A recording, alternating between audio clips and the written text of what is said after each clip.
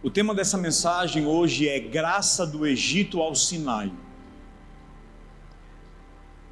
Em Êxodo 12:12, Moisés escreve, Deus falando, nessa noite, eles já estavam há 430 anos vivendo como escravos no Egito. E o Senhor fala, nessa noite, eu passarei pela terra do Egito, lembra, era a última praga, e matarei todos os primeiros filhos, tanto das pessoas como dos animais, e castigarei todos os deuses do Egito, eu sou o Senhor. Pode ir passando. O sangue nos batentes das portas será um sinal para marcar as casas onde vocês moram. Quando estiver castigando o Egito, eu verei o sangue e então passarei por vocês. Eu verei o sangue, aonde eu ver o sangue, passarei por vocês sem parar, para que não sejam destruídos pela praga, não haverá morte dentro da casa de vocês, amém? Amém? Pode sentar, irmão. O Cristian, você que está no telão, põe a versão ARA, eu deixei escrito lá no... tá? Glória a Deus. Fale assim comigo, do Egito ao Sinai. Irmãos, quando nós começamos a ler a Bíblia sob a luz do entendimento da graça, algo é desvendado a nós. Você começa a enxergar Jesus desde o princípio, desde Gênesis 1:1 até Apocalipse. Você começa a ver Jesus na Bíblia. Aqui nós vemos o momento que o povo de Israel, vocês se lembram da história, né? José foi morar no Egito, aí trouxe o pai com os irmãos, eles ficaram ali quase 430 anos, José morre, vem um novo faraó, aí vem aquela perseguição, Moisés nasce, ele era o libertador, Joquebede, a mãe dele, põe ele no Nilo e ele é salvo. Quem lembra dessa história, né?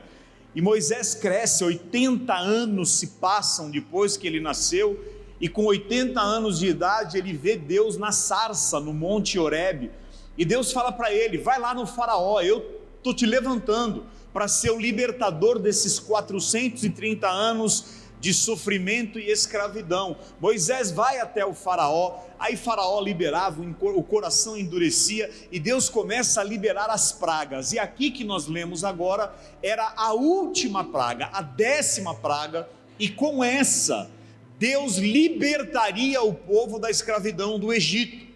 Como que eles saíram do Egito? Pelo sangue de um cordeiro.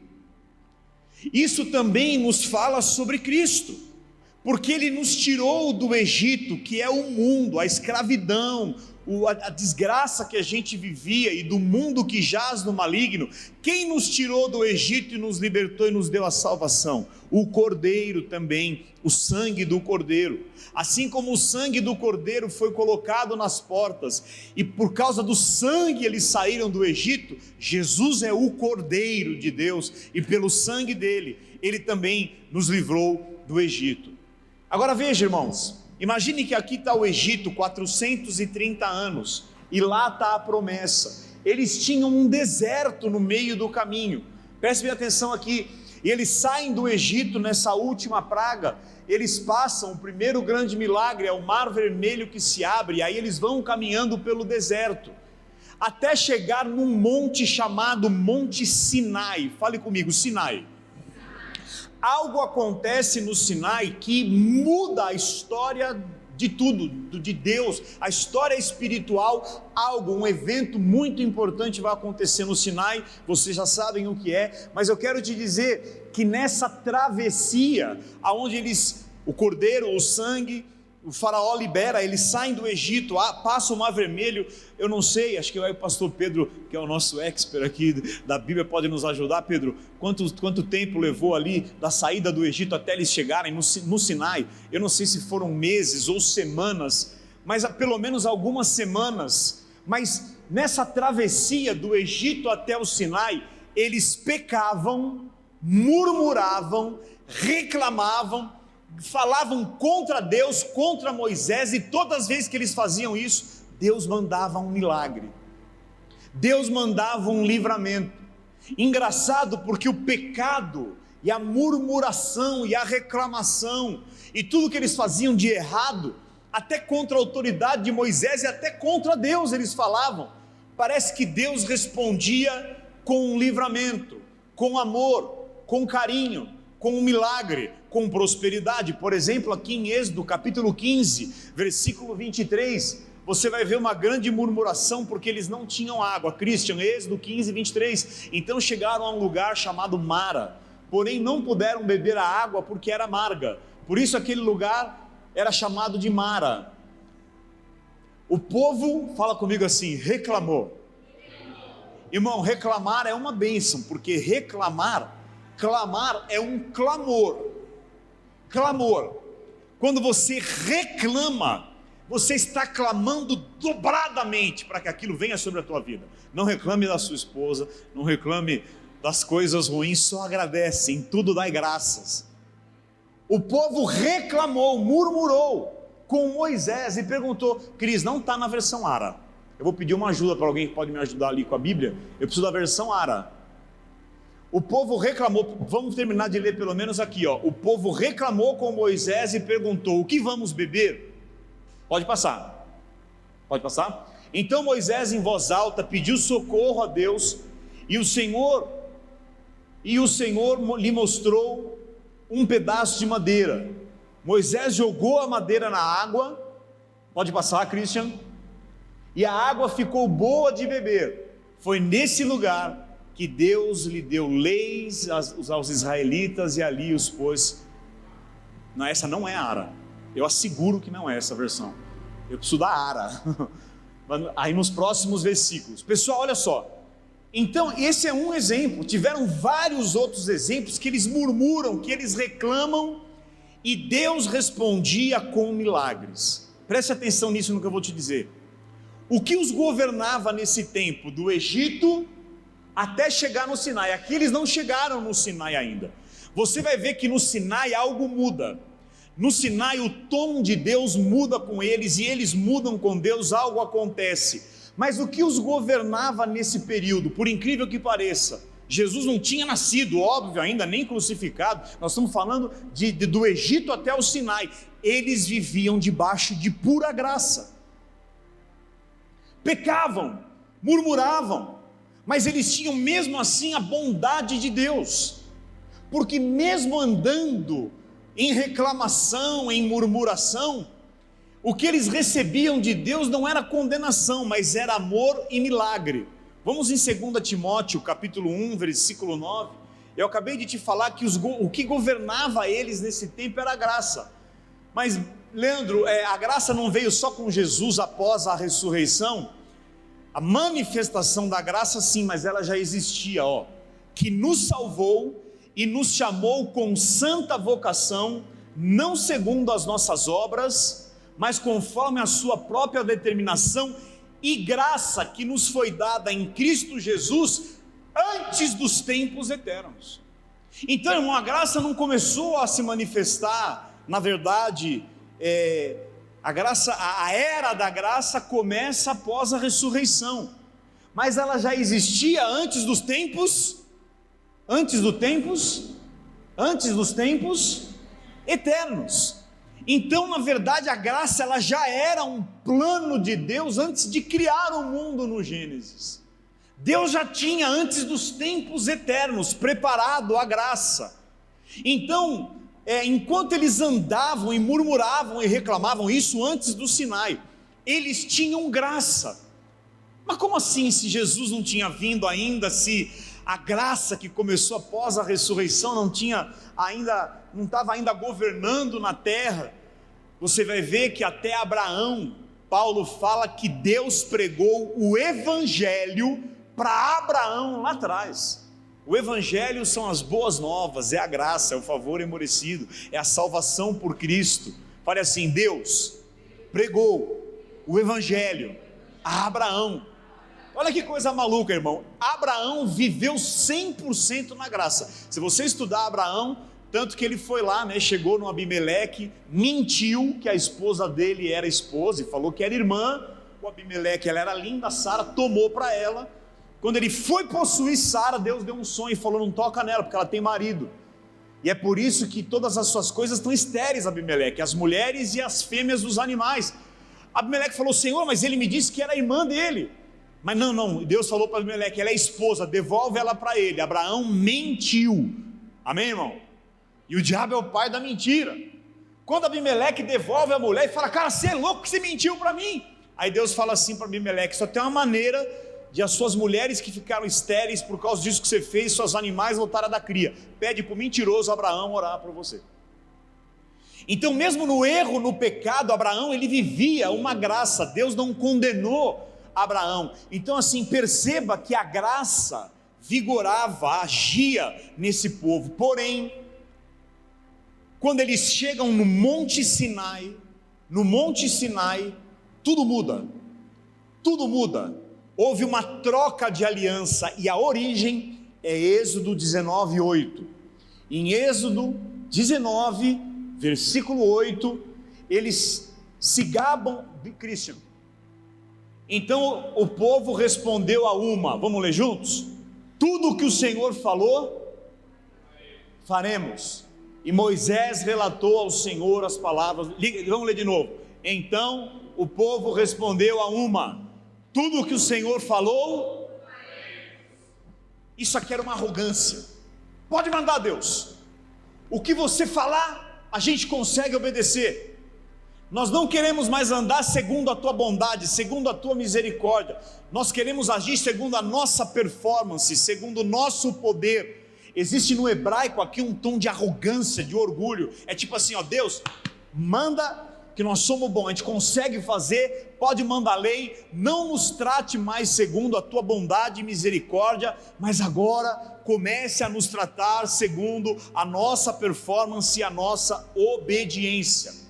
Aqui, logo depois do capítulo 20, Deus manda o Moisés subir no Monte Sinai e Deus entrega a lei. Ali Deus muda o tom, a graça efetivamente para de agir, e a partir dali, o que começa a agir até a cruz? A lei. E agora você vai ver que todo pecado traz morte, toda murmuração traz morte, tudo trazia consequências. Deus, que estava perto deles, já fala para Moisés: manda esse povo nem chegar perto do Monte Sinai, porque quem tocar no Sinai vai morrer. E sabe o que acontece quando Moisés desceu do Monte Sinai com as tábuas da lei? 3.000 pessoas morrem. 3.000 pessoas morrem. É como se eles falassem assim: não nos avalie, Deus, não nos conduza mais segundo o teu amor e a tua misericórdia, mas segundo a nossa atitude. Você pode me perguntar: mas Leandro, por que eles falaram isso? Por quê? Porque não foi Deus que quis dar a lei, eles pediram praticamente a lei, e a lei precisava vir também, porque era necessário naquele período que a lei viesse para frear o pecado e para que eles tivessem ali um balizador. Mas o sentimento que eles tiveram para receber a lei foi ego, foi orgulho, foi arrogância. Eu me vanglorio na minha performance, é a minha... Irmãos, para ouvir. Eu quero que você ouça. Pega qualquer culto hoje à noite, escute. Veja o quanto de lei você vai encontrar, te mostrando que se você trabalhar duro, se você orar certo, jejuar certo, se você servir direito na igreja, se você fizer realmente o dízimo corretamente, a entrega, isso e aquilo, então o voto, o calê, a assinatura, aí Deus, porque é a sua performance que vai trazer. Isso é lei, isso é lei, isso é lei. Então eles começam a praticamente dizer isso, e nós sabemos já que no primeiro mandamento que Deus deu, não adore a outros deuses, eles já não conseguiram. Logo depois, porque assim que Moisés subiu, eles já fizeram um bezerro de ouro. E o primeiro mandamento, não adore a outros deuses, eles já estavam adorando um bezerro de ouro. Então vem a lei, diga comigo, vem a lei. O que era isso então? A bênção agora, o milagre, a aprovação de Deus para eles, não era mais segundo a graça e a misericórdia, mas era segundo a obediência e o desempenho deles. Aí você vai ver aqui Deuteronômio capítulo 11, Christian, versículo 16, olha aqui: eis que hoje eu ponho diante de vós a bênção e a... Leia bem alto isso comigo: eis que hoje eu ponho diante de vós a bênção e a... Então veja, vamos ver agora, pode passar. A bênção, se você fizer certinho, se você andar correto, se você se posicionar, der as 7 voltas direitinho, se você agir direito, aí você vai ser abençoado. Isso aqui não é graça, isso é lei. A bênção se cumprir todos os meus mandamentos, que hoje vos ordeno. Mas olha o que fala o 28, mas a maldição, se não cumprir os mandamentos do Senhor vosso Deus, pode passar, mas vos desviardes do caminho que hoje vos ordeno, para seguirdes outros deuses que não conhecestes. Então percebe que agora existia bênção e obediência e desobediência. E agora, se eles obedecessem, Deus os abençoava. Se eles cumprissem os mandamentos, Deus... Só que era impossível, queridos, viver na lei e obedecer toda a lei. Eram 633 leis, entre as leis morais e cerimoniais. Era insanidade cumprir esse negócio, tanto que ninguém cumpriu. E Paulo vai falar que a lei serviu para a gente entender que a gente era imperfeito e precisava de um Salvador. Qual é o nome dele? Para que pudesse cumprir a lei, e foi exatamente o que Jesus fez. Amém? Então a lei não era ruim. Paulo fala, a lei era boa, ela era perfeita, mas eu só conheci o pecado por causa dela. E ela mostrava, a lei é um espelho, ela mostra seus defeitos. A lei, assim, irmão, não tem filtro, que nem a foto com filtro do Instagram. Ela era a vida real, ela mostrava o teu defeito. E então, agora, se eles errassem, eles eram amaldiçoados. Agora vamos ver lá em Tiago, estou indo para o fim da Bíblia agora, capítulo 2, versículo 10. Quem está comigo, diga eu. Quem está com sono, diga eu. Tem uns mentirosos, porque eu estou vendo. Vamos lá, olha o que Tiago vai falar. Irmãos, aqui Jesus já veio, já ressuscitou, a igreja já existe. Tiago, pois qualquer que quiser guardar toda a lei, Tiago está falando na era da... Aê, graça, boa, vocês estão ficando bom. Pois qualquer que guarda toda a lei, mas tropeça num só ponto, se torna culpado de tudo. Não tem como guardar isso aqui. Aí Tiago está falando, vocês querem então achar que a performance de vocês, que é o tanto que ora, o tanto que lê a Bíblia, o tanto de jejum, o tanto de oferta, o posicionamento, as 7 voltas, não sei o que, e a ação de vocês que vai abençoar, não é mais Jesus, não é graça? Então tá bom. Se vocês querem guardar a lei, pois qualquer que guarda toda a lei, mas tropeça em um só ponto, vai se tornar culpado de... É possível viver assim? Não é. Agora olha o que ele fala, vamos a Paulo, Gálatas 5:3. Olha o que Paulo vai dizer também, Paulo vai falar algo parecido.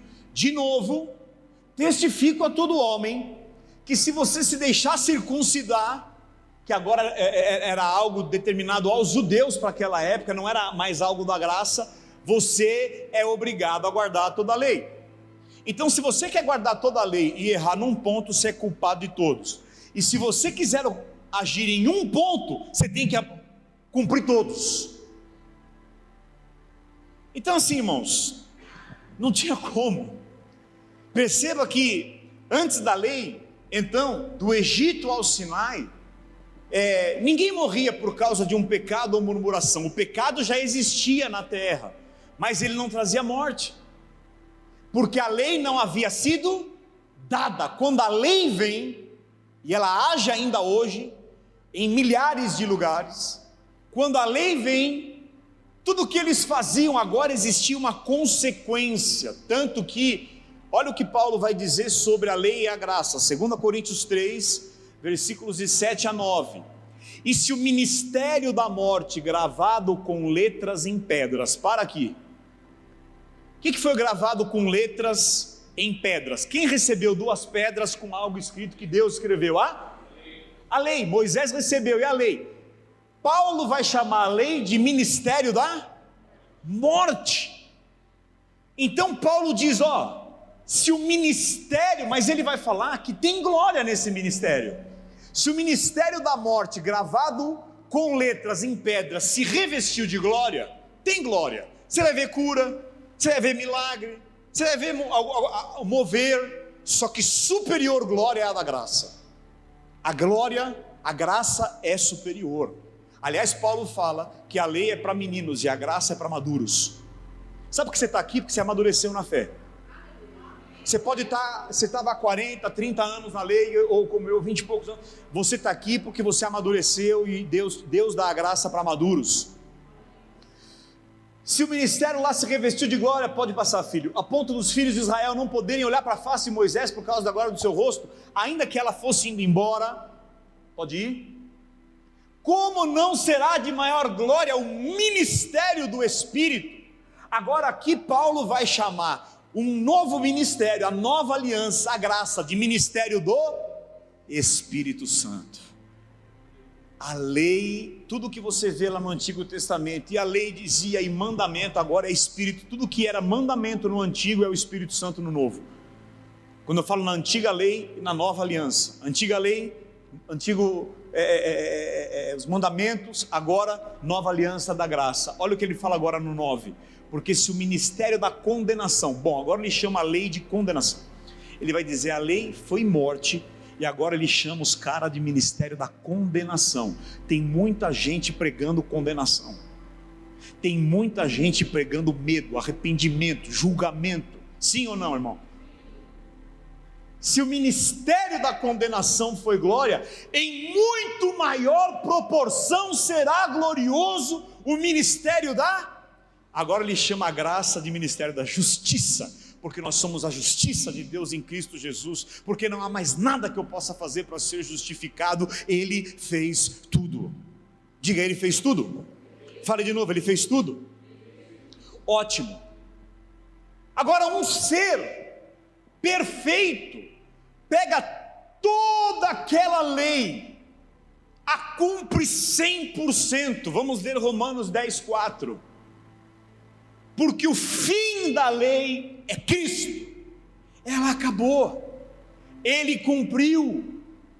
Diga, Ele cumpriu. Ela acabou. Então, irmão, a lei que começou no monte e veio até onde? Até a cruz. Sim? Sim ou não? Até quando Jesus dá o último suspiro, ainda vigorava a lei, na cruz.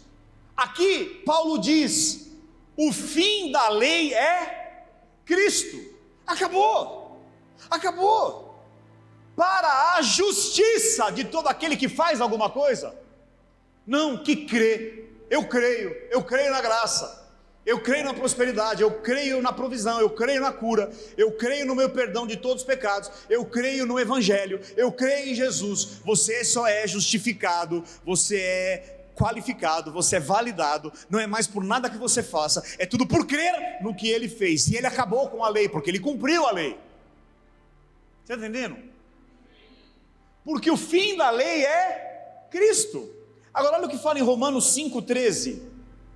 Romanos 5,13, porque até o regime da lei havia pecado no mundo. Irmão, isso aqui é profundo. Se eu fosse você, eu ia embora agora. Se você ficar, você não está bem da cachola. Eu vou falar algo. Porque até o regime da lei havia... Vocês estão lendo comigo? Estão viajando? Estão onde? Vocês estão aqui? Oi? Oi, gente. O que é até o regime da lei? É até a cruz. Porque até a cruz, o que vigorava? Porque até o regime da lei, ou seja, até a crucificação de Cristo, havia pecado no mundo. Mas o pecado não é mais levado em conta quando não há lei. O pecado não é mais levado em conta quando não há mais lei. Se o fim da lei é Cristo, acabou a lei, então se eu peco, não é mais levado em conta.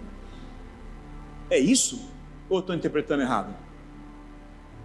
Eu estou querendo te dizer para você pecar, mas eu estou te dizendo que Ele não leva mais em conta, porque não há mais lei, apesar que você pode viver na lei. Se você trouxer ela sobre a tua vida com as tuas atitudes e com o teu sistema de crença na lei, você traz ela de volta. E se você quiser cumprir uma coisa dela, você tem que cumprir todas. E se você errar em uma, você é culpado de todas. Eu prefiro andar na graça.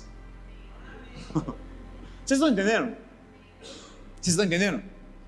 Então, porque até o regime da lei havia pecado no mundo, mas o pecado não é mais levado em conta quando não há lei. A lei acabou, ela foi cumprida. Isso, mas ainda tem pecado no mundo, não tem? Tem, mas Deus não leva mais em conta. Quando você se arrependeu, recebeu o sangue do Cordeiro, você recebeu a remissão de todos os teus pecados. Isso é validado sobre a tua vida. Amém? Existe pecado no mundo, mas agora toda a consequência foi colocada sobre Cristo, de forma que o pecado, você está entendendo? O pecado não é levado em conta quando não tem lei. Tem lei ainda hoje? Depende. Existe lei hoje? Depende de você, depende do lugar que você frequenta, da igreja que você ouve, do evangelho que você serve. Você pode viver na lei ou você pode viver na graça? Sim ou não, irmão? Deixa eu te explicar uma coisa. Quando você olha para a Bíblia, e eu já estou quase encerrando, não deu ai ainda, peraí. Quando você olha para a Bíblia, você tem que entender que a Bíblia, ela fala para três públicos: o judeu, o ímpio e os da nova aliança, que somos nós. O judeu, a lei; o ímpio, aquele que não quer Cristo e quer viver no pecado; e os da nova aliança, os justos. Então, sabe qual que é a grande confusão que todos vocês fazem, eu faço, e as pessoas lá fora fazem? É porque elas pegam algo que foi falado para o ímpio e acham que é para ela na nova aliança da graça, mas não é aquilo escrito para você. E aí é uma loucura de hermenêutica, de interpretação dos textos, porque em alguns momentos a Bíblia fala para o judeu, em outros momentos ele fala para a igreja, para os da nova aliança, para os da graça, em outros momentos Deus está falando para o ímpio. Eu vi uma história que houve uma guerra, e um grupo de japoneses se meteu numa caverna para se proteger, e eles ficaram ali por muito tempo, mas por muito tempo, e de alguma maneira eles tinham ali alimento, animais dentro da caverna, mas era uma caverna muito profunda que ninguém conseguia acessar. E aquele grupo, a guerra acabou, os japoneses venceram a guerra, isso é real. Venceram a guerra e eles não sabiam. Depois, ninguém sabia onde eles estavam, e os soldados procurando eles, até que depois de 3, 4 anos, alguém entrou ali e falou para eles: a guerra já acabou faz mais de 4 anos. Vocês não precisam mais viver aí. Vocês já foram livres, nós já ganhamos, já está tudo bem. Mas pelo que eu entendi da história, eles não acreditaram, eles quiseram viver ali. Irmão, deixa eu te falar uma coisa: a lei, a condenação, o fazer para ter qualquer coisa, para ser amado de Deus, isso já acabou na cruz. Você pode sair da caverna? Será que você pode entender que a guerra já acabou? Ou você vai preferir? Tem gente que ouve esse conteúdo que eu trago, ela prefere continuar na caverna da lei. Ela não consegue sair, está tudo bem. Uma hora Deus vai tirar as escamas. Você entende que a guerra já acabou? A lei foi vencida. Bispo, estão lutando contra o diabo. Imbecilidade sua, desculpa. Você está lutando contra o diabo, imagina que você está lutando contra alguém de olho fechado, e dá porrada, e dá tiro, e dá chute. Quando você abre o olho, ele está morto, duro no chão. Você está lutando contra alguém morto e acabado, porque o diabo já foi vencido pelo poder da cruz. Sim ou não, irmão? Fala comigo, glória a Deus. Então, a jornada do Egito ao Sinai foi de pura graça. Do Egito ao Sinai foi pura graça. Eles não eram punidos mesmo quando pecavam. E quando veio, eu já falei isso lá atrás na Lion, quando Deus deu a lei no Sinai, 3.000 pessoas morreram. Mas quando vem a graça no derramar do Pentecostes, quando vem a graça, Pedro prega e 3.000 são batizadas, porque agora a graça chegou. A lei chega trazendo morte, a graça chega trazendo vida. Então, eu não posso mais negar Jesus. Não, bispo, eu não estou negando Jesus, tá?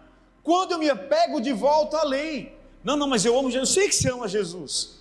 Eu rejeito Jesus quando eu acho que vai depender de qualquer desempenho meu para Deus fazer alguma coisa na minha vida. Não precisa mais, a guerra acabou. Você não está mais na caverna, pode sair para fora, está tudo bem. Venha viver debaixo da luz da graça. Amém, meu irmão? Em Gálatas 5:1, o apóstolo Paulo diz assim, e com isso eu vou quase terminar já. Não era esse aí, tudo bem, deixa. Tem uma versão que fala assim: para a liberdade Cristo vos libertou, não se coloquem mais. Aqui nessa versão falta uma palavra, ele fala: não se submeta de novo ao jugo de escravidão, mas na versão VFL diz: não se submeta mais de novo à escravidão da lei. E hoje eu vim aqui te dizer não se submeta mais a um jugo de escravidão da lei. Você não precisa mais. Você está na graça, graças a Deus. Para a liberdade, Cristo me libertou. Permaneça, pois, firme. Firme aonde? Na liberdade da graça. Essa liberdade é eu sair pecando, irmão?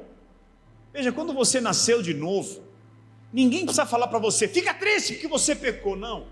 Quando você nasceu de novo, você peca, você falha, você já se entristece, porque você sabe que feriu o teu amado, que está fazendo mal para você, que vai ferir o seu próprio corpo, e aquilo te constrange. Ninguém precisa falar para você, não, a graça, eu sempre explico isso, ela não é um aval para o pecado, mas eu preciso de permanecer, para permanecer para permanecer na lei é muito fácil, é só você discordar um segundo. Para permanecer na graça, você tem que ficar firme, porque está assim, ó, de ensinamento. Às vezes é um ensinamento lindo, mas tem uma frase que te pegou na lei e você foi capturado. Como é que a gente precisa então? Ouvir. Veja, Romanos 10:17 vai falar, e a fé vem pelo ouvir, e não ouvir a palavra de Deus, porque a palavra de Deus, a Bíblia inteira tem lei junto. Se você ler lá o significado das palavras, a fé vem pelo ouvir, o certo é e ouvir o evangelho, a palavra de Cristo. A palavra de Cristo é a graça. Fala comigo, a fé vem pelo ouvir, e ouvir a palavra da graça. Você está entendendo, irmão?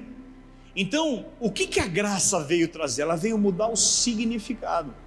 Nós vamos deixar de orar? Não. Jejuar? Não. Realizar para o Senhor? Não. Evangelizar? Não. Mas mudou o significado. Eu não oferto mais para ter alguma coisa. Irmão, você pode chegar aqui hoje e doar um BMW 0. Deus não vai te abençoar mais por causa disso. Que silêncio, hein? Agora ferrou. Então por que eu dou? Será que pode ser por amor? Será que pode ser simplesmente por gratidão? Ou por que eu não dou? Porque eu tenho medo de ficar sem, porque eu não conheço a graça, a imensa provisão. Então, mas está escrito, pastor, quando eu semeio muito, eu vou colher muito. Sim, isso é uma outra coisa. Aí você plantou, tem semeadura, eu creio na lei da semeadura. Mas não tem como Deus te abençoar mais do que espiritualmente você já foi abençoado por aquilo que Jesus fez na cruz. Eu sempre digo, não tem mais como Deus nos ama mais, da maneira como Ele já nos ama, por causa de Jesus. Fique de pé, por favor, irmão. Faça assim com o seu dedo, ó. Por favor, todo mundo faça assim.